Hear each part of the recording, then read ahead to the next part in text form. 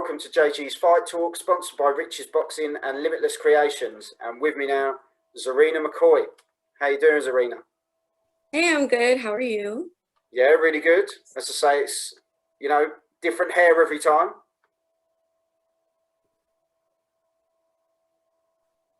Yeah, I have to mix it up. Yeah, well, that's the best way to be, isn't it? Be yourself and just Yeah. keep the eyes peeled on you. Yeah. But no, we're here to have a chat about you. Obviously, big times ahead in female boxing at the moment. But what we'll do is we'll go right back to the beginning. Where did it all start for you? When did boxing sort of arrive in your life? I was 11 and we just moved to Las Vegas from Atlanta, Georgia. I wanted to do gymnastics actually. I was like trying to do the flips and the, land and things like that. But the gym that I started at, which is the Richard Steele Foundation, so I don't know if you guys are familiar with that, but it's like in this warehouse area. So there's like the gymnastics and then the boxing gym. And we just walked into the wrong gym because it's just a gym on the side. So it's like I wasn't looking for boxing. It's like boxing was looking for me. Or like, come over here. So I just gave it a try and I liked it. So I stuck with it. Yeah, so what a random way to kind of find your way to boxing, literally walking in the wrong door. Yeah, it was crazy. I walked in there and I saw a bunch of people punching things and I was like, this is not gymnastics. So what was it like for you for the first time? Obviously you were looking for gymnastics, but you went into the ring. How was that first feeling when you went into a ring and basically someone hit you in the face for the first time? It didn't hurt as much as I thought it would. Like I thought I was gonna just get it was gonna hurt. It didn't hurt. Back then I think emotions under control as much when I was younger. So when I would get hit in the face, it would just make me more angry. It would just make me angry and I would just black out and just do it. So it actually helped me at the time. Like now being more calm helps me. But the first time I sparred, I was like, wow, I'm actually kind of good at this. Because I sparred a girl who started at the same time as me and I made her nosebleed. I felt really bad. Like back then, whenever I would hurt somebody or like make them bleed, I would always stop in the middle of the round and I would be like, are you okay? Oh my God, I'm so sorry. And I would get in so much trouble. My dad would literally be like, you're supposed to hurt them. Why are you apologizing? And I was like, I feel bad. He was like, you don't feel bad. You just keep hitting them. And I was like, I'm sorry. So yeah, I felt like I saw that I was good at it and I was like, oh, I want to make this a career. But also at the same time, there was like so many things. And now that I'm older, I see so many things that I was just doing wrong. And I would just get in so much trouble. My dad would literally yell at me. I would just be feeling so bad. And he was like, how are you gonna do this as a career if you stop and say sorry every time you hurt them? And I was like, I don't know. But no, I see what you mean, because it's kind of that initial thing, isn't it? Because it's not you to you're a really kind person. You see it in your interviews and stuff like that, and the fact that you hit someone and then it's like, oh no, apology sort of thing. It's like, but that's, and then a classic dad moment where dad's like, no, just get her. Yeah.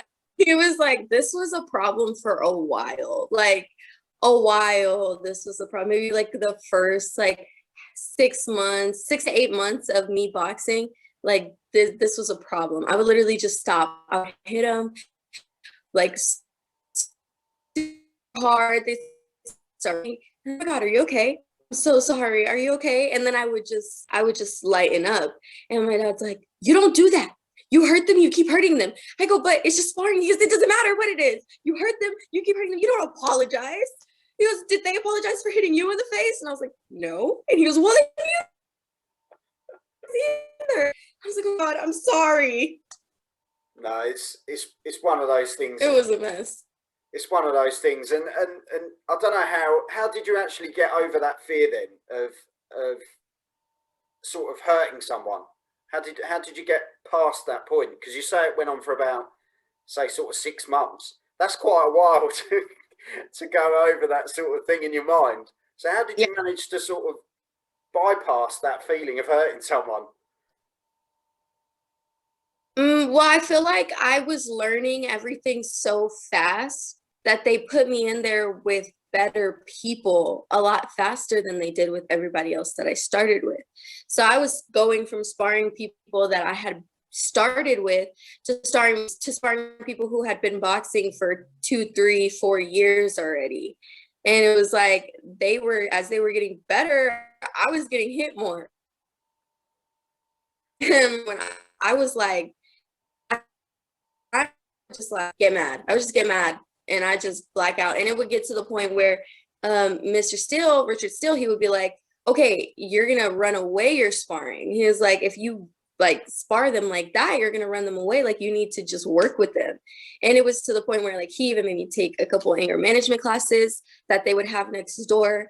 Because he was like, you need to learn how to control your emotions in there. He was like, first we had an issue with you like saying sorry, now we have an issue with you like you won't line up. And he was like, you can't do that, you have to work with the people who are working with you. And I was just like, ugh. So eventually, after several sessions of anger management class and just getting older, I learned to control myself. I know how to work and everything like that. So it kind of was just like I went from cold to hot very fast. And then eventually I found like my middle before I started competing, because I trained for a whole year before I actually started competing. So you were a bit of, to be fair, you were a bit of a rebel. Yeah, I guess you could say that. I guess you could use that word. Yeah. So you've gone from like one extreme of being too cautious, if you like, to Hmm. now you've got to stop hitting her now. It's time to Yeah. It call was it when it's like that. called off. Yeah, if anything would happen, shoes untied, I wouldn't care. Glove fell off, I wouldn't care. I would just keep swinging. Like, and this was with everybody. This was sparring partners, my coaches. Because my coach, one of my coaches, he spars with me. So we do like 12 rounds together. And he would like his glove would fall off. I would just keep punching him.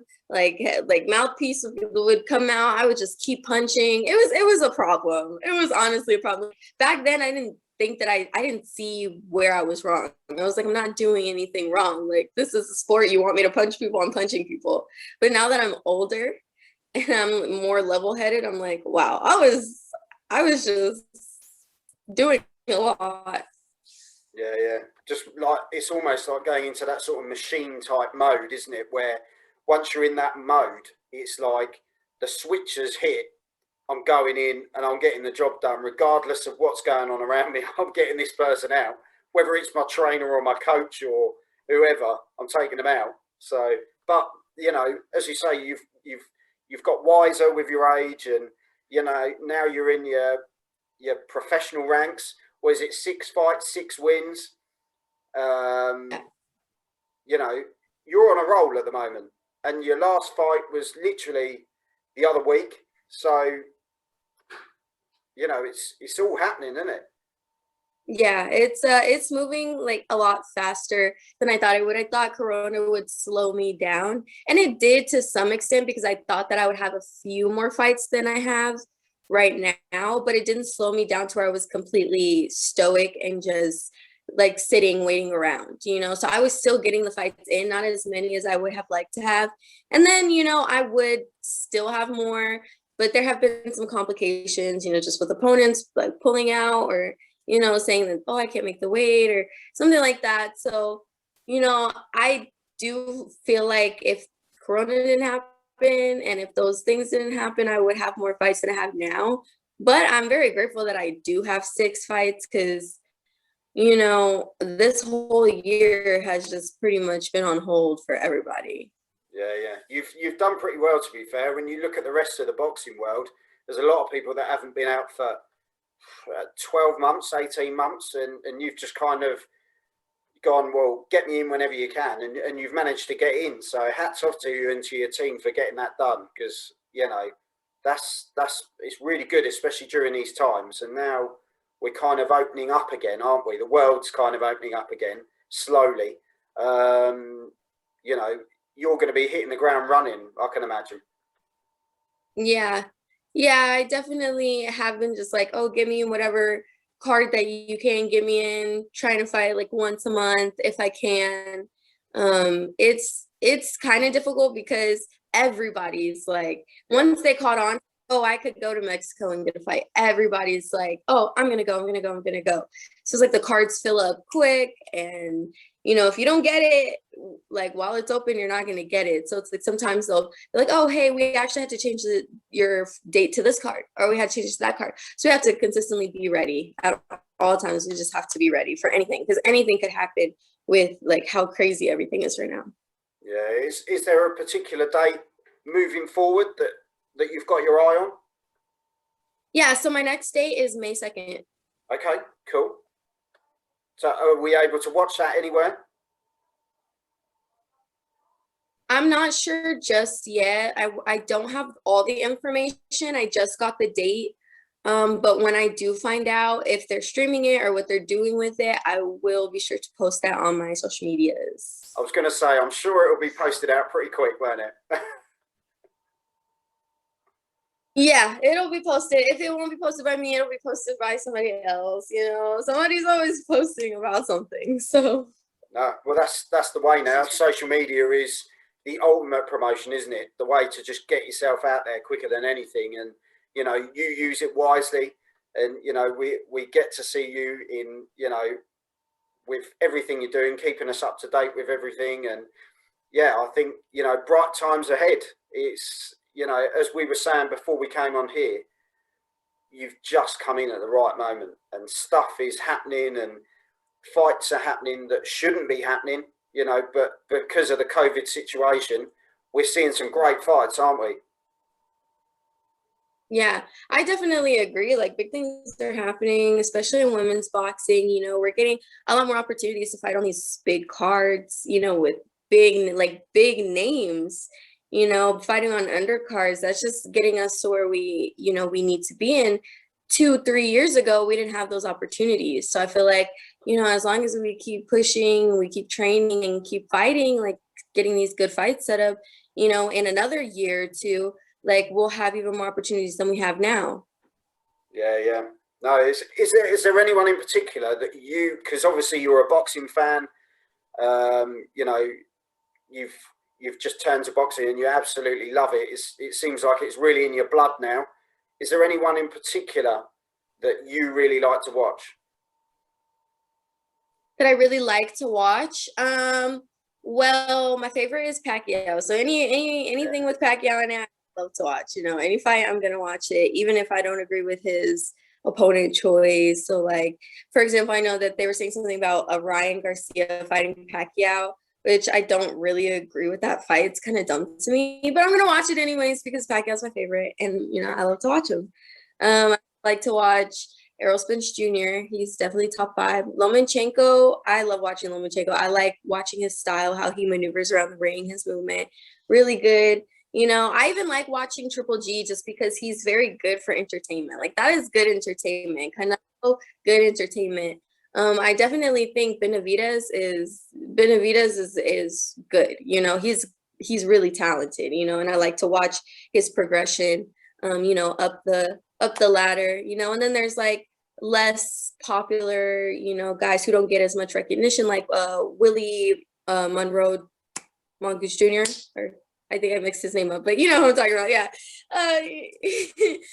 Sorry, but yeah, he's really good, and then there's like the guys that I train with, so like Quintavious Cash, he's good. Andrew Tabiti, those guys, they haven't, gotten to fight as much as they want to because COVID, but they work hard. I see them in the gym all the time working hard. So it's like them. And then women, I like to watch Cecilia Brackis. She's my favorite. And she just followed me on Instagram like last week. So I was happy. I was like, oh my God, she followed me. I love her. She's like my favorite. I'm excited because I really wanted to see Alicia Baumgartner fight Michaela Mayer. Is it Mayer? Mayer. Is that how you say it? Mayer Meyer? No, Mayer. Yeah. I want to see that happen. I've been seeing a lot of static on Twitter where Alicia's like, oh, like offered her a contract, and like her people just aren't getting back to me, like, and they're pretending like I'm the one who's saying no. And I was just like, ooh, this is good. This is good. I'm excited. I need to see this. So I'm like hoping that happens, because I'm definitely tuning in for that fight. Yeah, there's a lot of that, isn't there? Because people, A, have got time on their hands, and B, they're just stoking the fire, really, aren't they, to get the reaction, because they think at the moment these fights are actually being made. So now's the time to really sort of poke the opponent and say, yeah, come on then, I'll wind you up. Everyone's a bit grouchy because they're stuck in COVID. So it's going to get to a point where someone's just going to bite, aren't they? And you've got your fight, haven't you? So, yeah, some great fights out there, really good fights. Obviously, you were talking about Canelo. He's got a big fight coming up soon. But you mentioned Pacquiao. Now, there's big talk that he's going in with Crawford. Oh, really? Well, obviously, I want Pacquiao to win because he's my favorite. However, I do feel like I do have to give Crawford his props because he is very talented in the ring, and I know what Crawford has in his arsenal because we had the same training in the amateurs, He was training at the OTC when he was an amateur. I was training at the OTC when I was an amateur. We were trained by the same coaches. So I know what he has in his arsenal, and I know that it's very effective. But I want to say that I want to stick with Pacquiao because he has this experience. He has the speed, the movement, and I feel like the only thing that's really against him is his age. But he still moves like he's young. He doesn't move like an old man. So, I want Pacquiao because he's my favorite, and I don't want to switch up, but I definitely will say that that's going to be a super interesting fight. Super interesting fight. Yeah, I've got to agree with you because Pacquiao is probably one of the fighters that got me into boxing. He just he's such a gentleman, and there's no need for any of this back chat or war of words or anything like that. He's like this sort of silent assassin, isn't he? And he just goes in the ring and he just does it. And the weird thing is, as soon as you feel like you're writing him off, he completely puts you wrong. Like you were saying with his age, you think, oh, he's got to start slowing down at some stage, and he just hasn't. It's scary, isn't it? Yeah. So, yeah, I think as you say, any fight that Pacquiao's in, value for money, you're getting it, aren't you? So, I was a bit surprised that you said you wouldn't want to see the Ryan Garcia fight. Is there any particular reason? I'm just not really interested in it. Like I feel like Ryan Garcia has other people that he should be focusing on instead of Pacquiao. Like I know what they're thinking, like, oh, Pacquiao's older now, so I'm just as fast. He's not, but I'm just as fast, as he is, and I have movement too, so this is going to be easy for me, and it's not. Like you can think it, but it's not, because Pacquiao has so many layers to him, so many layers, to his movement. It might just look like he's coming forward with a bunch of punches, super fast, super speed, but no, like he hits hard. His movements are very calculated. Like just because they don't look calculated to you doesn't mean that they aren't calculated. They're very calculated in his movement and, his speed, and he uses his strength very well for how small he is. And I just feel like Ryan's looking at the wrong people. He needs to be looking at the other up and comers, to build his career, not somebody who's been in the game since he was born. You know what I'm saying? Like, it just doesn't make sense to me. I think Pacquiao beats him, and I think that's why it's a dangerous fight for Garcia, 100%. If you put that kid in with someone of that experience, and I think he's faster than Ryan Garcia. I still think that, as you say, there's so many layers to that fighter. It's scary because you think you're getting the upper hand, and yet he's just in like first gear, and then his gears just keep going. They don't stop. And I think it'd beat Garcia, and I think that'd be dangerous for them to put him in this early on in his career as well. Yeah. But I think it would be like another version of like the Mayweather Canelo fight, because you know they put Canelo in there way too early in his career, and he took that loss to Mayweather. He wasn't, you know. I feel like Ryan's not ready for Pacquiao. Like he's decent. He's a decent fighter. You know, I've known him since the amateurs, the tournaments, but you know he's decent, but he's not ready for Pacquiao. Like Pacquiao, he's not ready for Manny Pacquiao. Like, come on, let's just be realistic here. That's not something you want to do right now. do you know what? I haven't met a boxer yet that has so much passion for another fighter, and you really, really love Pacquiao, don't you? Pacquiao, I do. Like when he fought Mayweather, I literally was arguing with people back and forth, back and forth, back and forth. I like him because he's a great boxer, but I also like him because he's very humble. Yeah. And one thing that bothers me about this sport is there's so many guys who just think, oh, being an a-hole is what's gonna get me followers, get me fans, get me viewers. You know, even if they hate me, like I don't care if they hate me, at least they're paying to watch me fight. And I'm just like, that's not how the sport should be though. Like you shouldn't want people to hate you just to make money. Like, you know, Pacquiao is humble, has been humble, like does not get into arguments, does not get into petty beef, doesn't, you know, throw personal things in each other's face. He's very humble. He's just like, this is what I'm gonna go in here and do, you know, and may the best man win. And he goes in there and he does it. Like that's how it should be. Why do you have to dig into another person personally, like confidence or personal life or anything like that, you know, just to get some viewers? If they're gonna watch you, they're gonna watch you. If they're not, they're not. Like I wouldn't, it's like they feel like the more people hate them, the more people will watch them, even if it's just to see them lose. And that's not the case, because I have gone to literally food places like Buffalo Wild Wings to watch fights with like my dad, and people literally pack it out for Pacquiao. Like pack it out. It's literally packed and everybody in there is for Pacquiao. And he doesn't do that.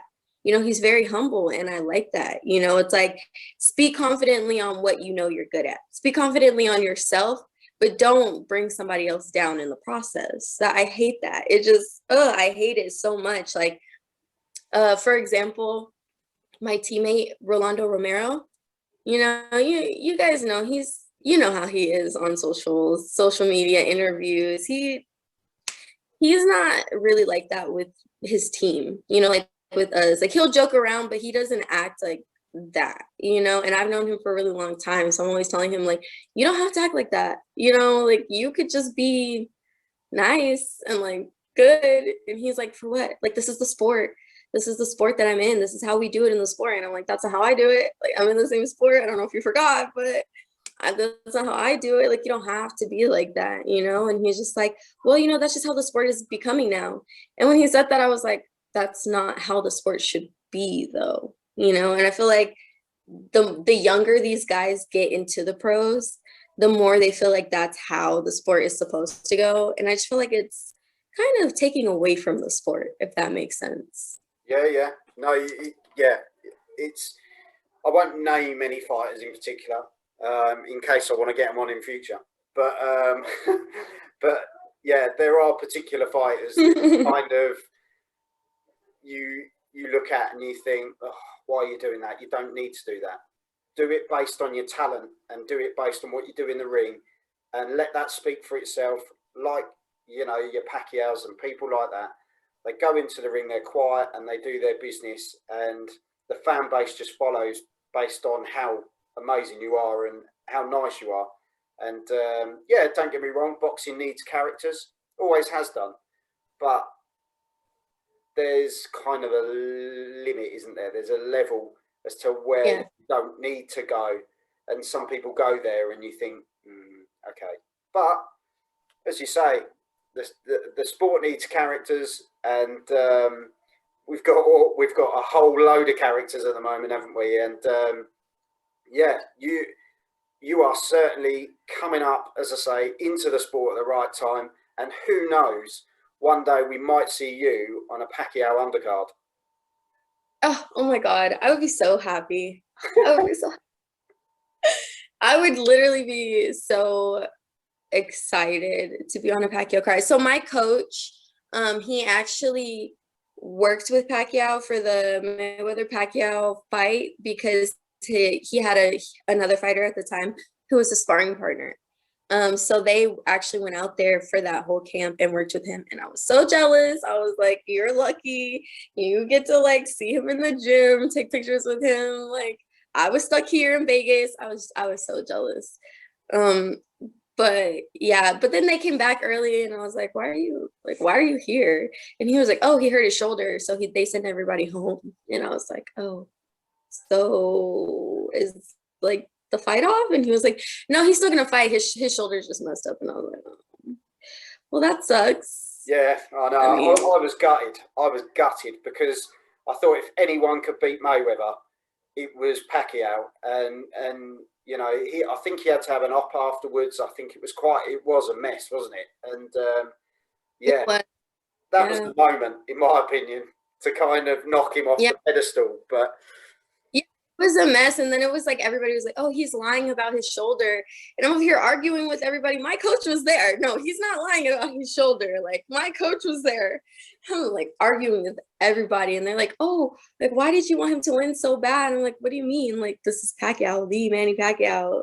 Like, who wouldn't want him to win? And I was like, he really did have a messed up shoulder. And then I guess from what they told me, the people who were there at the fight with him, from what they told me, which they didn't tell me this until like years later in Floyd Gym, but from what they told me is like, I guess he was having shoulder problems and he asked for like medicine or something for it. And they denied it. Like right before the fight, he was like, they were like, no, we're not going to give it to you. Just you have to deal with it. So he went out there just in pain. And I was like, dang, that sucks. that just shows the sort of man he is as well, doesn't it? You know, Yeah. that says it all for me. But yeah, I'm excited for you. You know, as I say, you've got big future ahead of you now. I hope you manage to get the fights in that you need this year just to keep that momentum going, because there's nothing worse than not being in the ring, and especially during this time. You know, you need to stay active and keep in there. So I wish you all the best for the future. I think, you know, hopefully we're going to see you over here soon. Yeah, that'd be great. And hopefully you get your dream fight on a Pacquiao undercard, and then Yeah.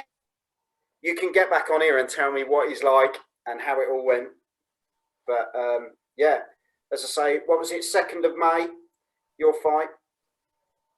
Yeah, 2nd of May. So yeah, we look forward to hearing about posts, and keep us updated with, you know, if there's any links online or anything that's going to be shown anywhere, and we'll be definitely supporting you. So keep up the good work, and yeah, I really appreciate your time. Oh, thank you. Thank you for having me on here. No I had a problem. blast. It was fun. Well, we've got out our proper, you know, fan zone about Pacquiao, so we're happy now. Yeah. Yeah. I don't find many people who like share my passion for being a fan for Pacquiao. Everybody's all like, every time I say Pacquiao, it's Mayweather over Pacquiao. Like we're not talking about him. We are talking about Pacquiao. Relax. Talking about Pacquiao. So like the fact that we have this conversation is refreshing. Bless you. And hopefully we can have a chat after his next fight, and yeah, you'll have more wins under your belt, and we can have another chat then. Yeah, most definitely. No, but stay in touch, and you take care, won't you? All right, you as well. Yeah, thanks for your time. Take care. Of course, thank you.